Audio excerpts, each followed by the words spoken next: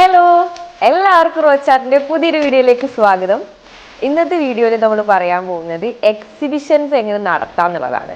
നമുക്ക് എല്ലാവർക്കും ഭയങ്കര ഡ്രീം ആയിരിക്കും അല്ലെ, ആർട്ടിസ്റ്റുകളുടെ ഡ്രീം എന്ന് പറഞ്ഞിട്ട് ഫസ്റ്റ് എക്സിബിഷൻ. പക്ഷെ അത് എങ്ങനെ നടത്തണം എന്ന് അറിയാത്തവരായിരിക്കും പലരും. അപ്പൊ അങ്ങനെയുള്ളവർക്കുള്ള വീഡിയോ ആണ്. അതായത് നിങ്ങൾ എക്സിബിഷൻ നടത്താൻ ഉദ്ദേശിക്കുന്നത് നിങ്ങളുടേതായിരിക്കാം, അല്ലെങ്കിൽ ഒരു സ്ഥാപനത്തിന്റെ ബേസിലായിരിക്കാം. ഇപ്പൊ എക്സാമ്പിൾ പറയുകയാണെങ്കിൽ നമ്മൾ ഇൻസ്റ്റിറ്റ്യൂട്ടിൽ നമ്മൾ ഒരു സ്റ്റുഡൻറ്റിനെ ബേസ് ചെയ്ത് മാത്രം ആളുടെ മാത്രമായിട്ടുള്ള എക്സിബിഷൻ നടത്താറുണ്ട്. അല്ലാതെ മൊത്തത്തിൽ എല്ലാവരുടെയും കൂടെ നടത്താറ്. രണ്ടും സെയിം മെത്തേഡിൽ തന്നെ നമുക്ക് ചെയ്യാൻ പറ്റും. അപ്പം അതിൻ്റെ ഫസ്റ്റ് സ്റ്റെപ്പ് എന്ന് പറഞ്ഞാൽ നമ്മളൊരു ഹാള് ബുക്ക് ചെയ്യാന്നുള്ളത് തന്നെയാണ്. ഹാൾ എങ്ങനെയാണ്, നമ്മൾ ഇവിടെ കോഴിക്കോടാണെങ്കിൽ നമ്മൾ ലളിതകല ആർട്ട് ഗാലറി, അല്ലെങ്കിൽ തൃശ്ശൂരൊക്കെ ആണെങ്കിലും ലളിതകല ആർട്ട് ഗാലറി ഫേമസ് ആയിട്ടുള്ള ഒരു ഗാലറിയാണ്. അപ്പോൾ അവിടെ എക്സിബിറ്റ് ചെയ്യാൻ പറ്റും.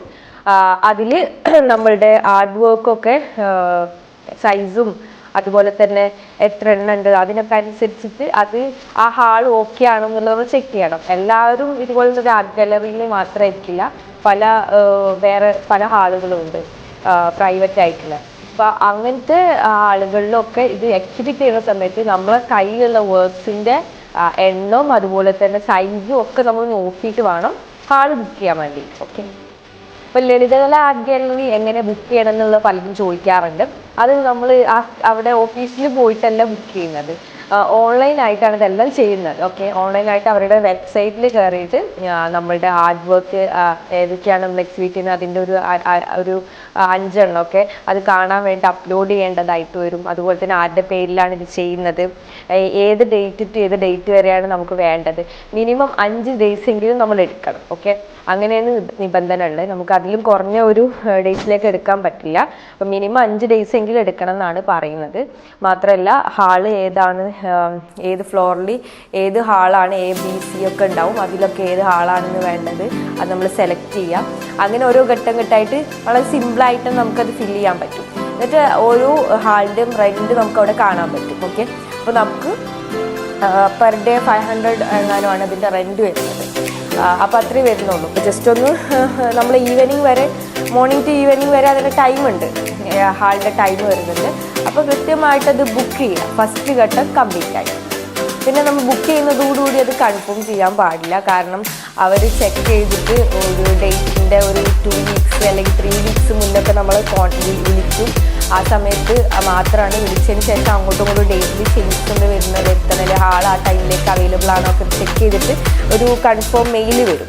അതിന് ശേഷം മാത്രം നമ്മൾ ഉറപ്പിക്കുക.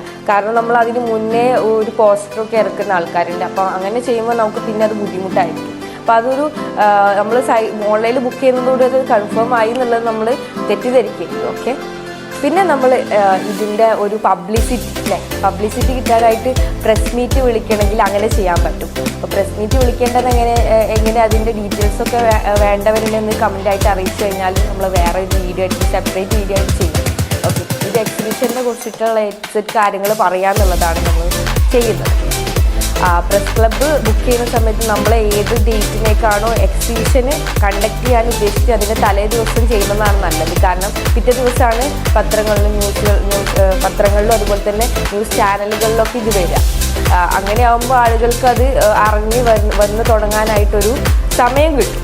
ഓക്കെ, ഇപ്പോൾ ഇനാഗുറേഷൻ്റെ കാര്യങ്ങളൊക്കെ അതിന് ശേഷം സെറ്റ് ചെയ്യാൻ വേണ്ടി.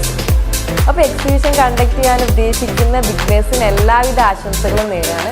അപ്പോൾ ഈ വീഡിയോന് എന്തെങ്കിലും തരത്തിലുള്ള ഡൗട്ട് നിങ്ങൾക്ക് വരികയാണെങ്കിൽ ജസ്റ്റ് കമൻ്റായിട്ട് ചോദിക്കാവുന്നതാണ്.